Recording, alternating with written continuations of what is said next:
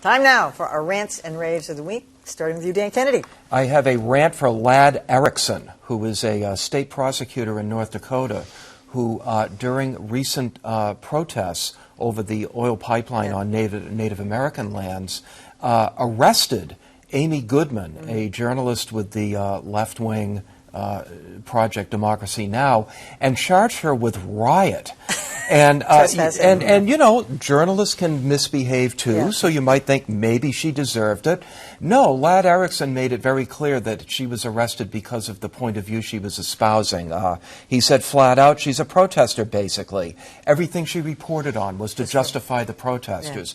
Fortunately, a judge took one look at this earlier this week and threw it out. Yeah. Threw it out of court. Yeah, because we were going to do it this week, and then the whole thing got taken away. There is a debate about whether she was a straightforward journalist or not. That's a different discussion. She's an advocacy journalist. She's an advocate, definitely.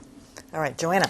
So there's a line at the end of Charlotte's Web, the great book, that always makes me cry about how rare it is to have someone in your life who is both a true friend and a good writer. And a woman named Laura Levis had both of those, and we're all more fortunate for it. Laura was a freelance writer, not a freelance writer, a writer in Boston. She worked for the Harvard Gazette and Harvard Magazine and for a time for the Globe. And she died at age 34 a little while ago, very tragically after an asthma attack. Her husband, Peter DeMarco, also a great writer in Boston, wrote a thank you to the people who cared for her in her final days at Cambridge Hospital that ran on the New York Times and went viral. I know. And then this week, Brian Marquardt, obituary writer for the Globe, followed up with a beautiful obituary. Both of those pieces talked a little about, shared who she was and shared how she inspired a lot of people in her life to do great things for her. If you read both of those pieces, you will feel very sad, but you will also feel better about humanity than you have in a long time. I zeroed in on both of those when it first appeared in the New York Times and this, and it was really, really touching. Yes, I agree with that. Dan, Luthien. Next. So, a rave for social media during this political season and how it has opened my eyes. Now, bear with me, it sounds broad, but we're going to drill down on this. I have had friends for many years, some of them dating back to high school, where I thought I knew them. I knew every single thing about them. I knew what was inside.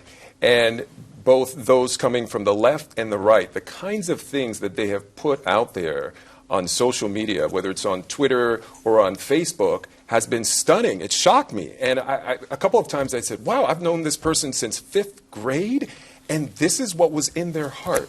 And it's troubling, but at least my eyes have been open. And I'm looking at these people now in sort of an odd way. And just to borrow from someone on Facebook this morning, they were talking about the same matter, and they said, well, at least I'll be sending out fewer Christmas presents because that list will be growing shorter. And so it's sad in a way, but it took all of this and this new low for me to see really what was inside their hearts. See, it's a good thing they're not anonymous on Facebook. Now you know exactly. who they are. Don't read that beautiful obituary. My list went from 50 to 40. 10 were written off.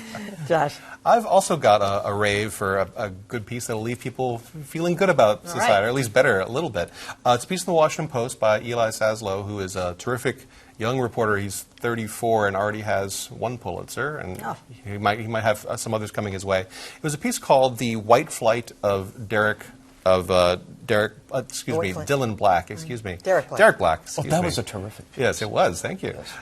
This was a piece all about this young man, Derek Black, who was raised to be the next leader of white supremacy in the United States. His father was Don Black, who was formerly a leader of the Klan and now is best known as the founder of Stormfront, the terrible Nazi online forum. His godfather was David Duke of Klan and Nazi fame.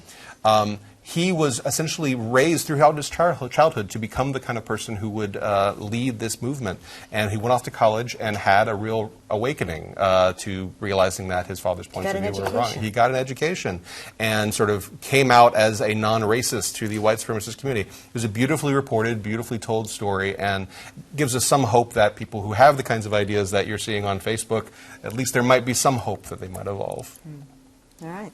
Well, I have a rave tonight also, finally, for Chris Wallace, the Fox News Sunday host who moderated the debate the other night. I mean, I thought he was terrific. Yeah. I think having a single moderator is a good idea. I mean, he was no nonsense. He knew when to interrupt. He knew when to let them speak. But here was my best thing about him. I can't stand it when the reporters or the moderators start reading the questions. Dear Mr. Trump, I am wondering if... I mean, you know, that's a hard thing to do. It's hard to answer a question. They don't have anything to read. And I think reporters should have an idea of what they're going to ask. But if you stumble over a word or two, as long as you get the concept of your question out. But this idea that the reporters always read the questions is wrong. And Chris broke out of that mold, and kudos to him for that. I thought all 4 presidential debate moderators this year were excellent. It may not be as hard as we thought it was. Well, there was a lot of reading of questions, though, in the last couple ones up until this one. All right, that's my note on that.